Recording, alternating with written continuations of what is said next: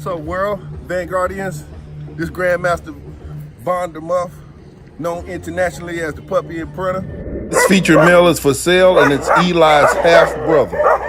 And we're up early in the morning in this new year. We're out to show you guys the character and some of the puppies that we bred.